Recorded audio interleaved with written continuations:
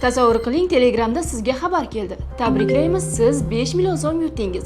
Sovg'angizni olish uchun havolaga kiring. Qiziq taklif, to'g'rimi? Ammo birgina havolani bosish shaxsiy ma'lumotlaringizni yoki mablag'ingizni xavf ostiga qo'yishi mumkin. Yoki sizga APK fayl yuborildi. Uni ochganingizdan keyin esa nima bo'lishini esa bilmaysiz. Sababi zararli havola, fayl va firibgarlikni oddiy foydalanuvchi har doim ham aniqlay olmaydi. Bunday vaziyatlarda Cyber Shield bot yordamga keladi. U zararli havola, fayl va kontentlarni aniqlashga, foydalanuvchilarni xavf haqida ogohlantirishga hamda xavfli manbalarni nazorat qilishga yordam beradi.